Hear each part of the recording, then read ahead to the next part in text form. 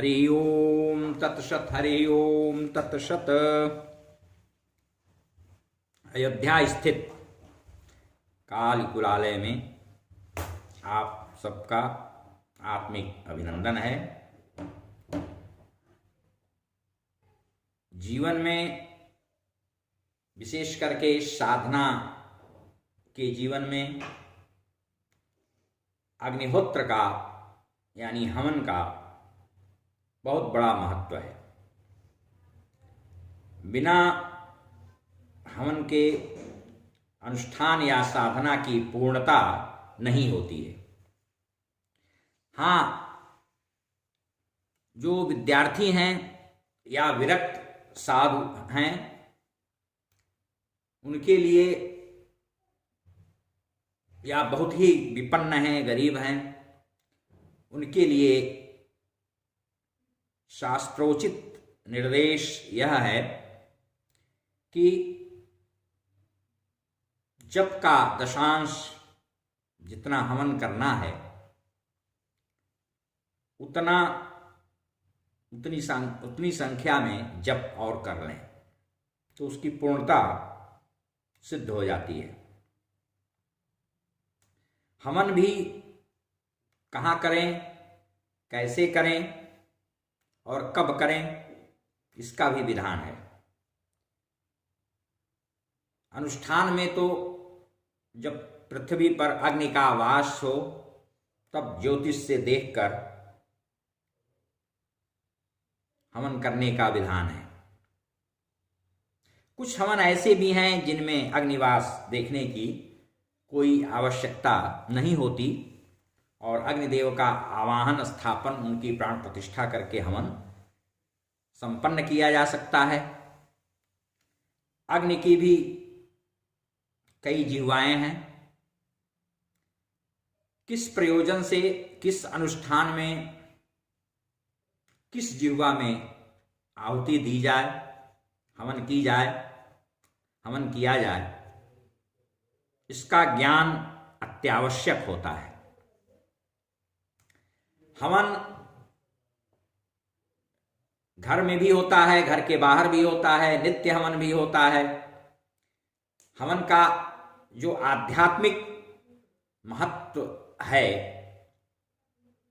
उससे भी अधिक पर्यावरण की दृष्टि से,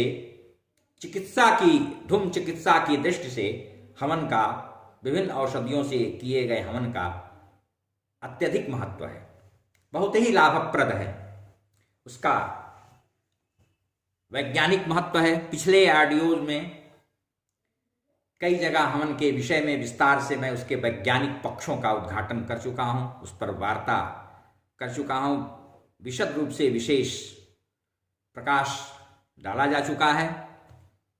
आप पीछे के उन ऑडियो को देख करके, सुन करके इस विषय में ज्ञानार्जन कर सकते हैं।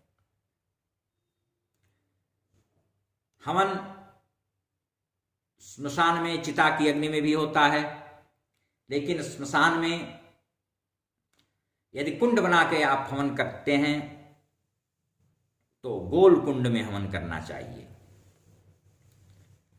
और चिता की अग्नि में आवाहन, स्थापन की आवश्यकता नहीं कही गई है। स्थंडिल पे भी हवन होता है, लेकिन सर्वोत्तम हवन जो होता है वो स्थिर कुंड में होता है। कुंड भी कई प्रकार के होते हैं, चतुर्भुज, त्रिकोण, पद्माकृत, कामना भेद से अनेक प्रकार के। और जो देवी के उपासक होते हैं वो योनि कुंड, वही त्रिकोण कुंड में हवन विशेष करके करते हैं। मेखला सहित त्रिकोण या चतुर्भुज कुंड, चतुर्भुज कुंड में किसी का भी हवन किया जा सकता है। तंत्र साधना के परिप्रेक्ष्य में हवन अनिवार्य विषय है और निश्चित रूप से किया जाने वाला यह कर्म है।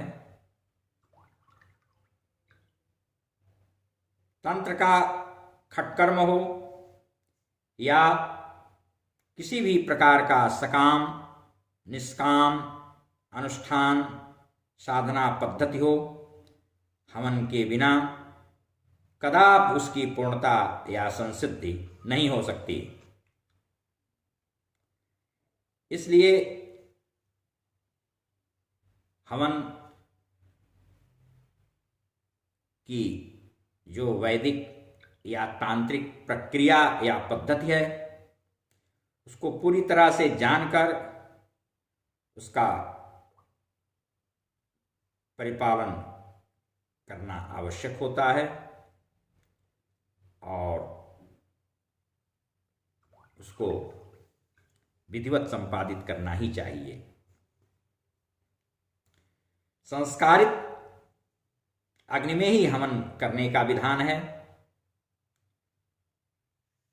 कुशकंडिका इत्यादि अग्नि स्थापन करके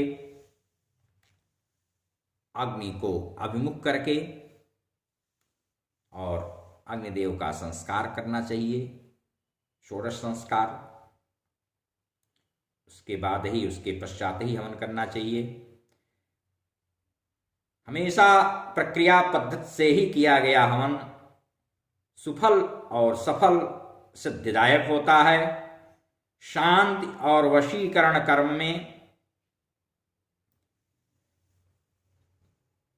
आम पलाश की अग्नि में, लौकिक कर्म में भी इन्हीं लकड़ियों पर, स्तंभन में बरगद की काठ की बनी अग्नि में, विद्वेषण में बहेड़े की लकड़ी पर तथा उच्चाटन एवं मारण के प्रयोगों में श्मशानाग्नि में, चिताग्नि में हवन करने का विधान है।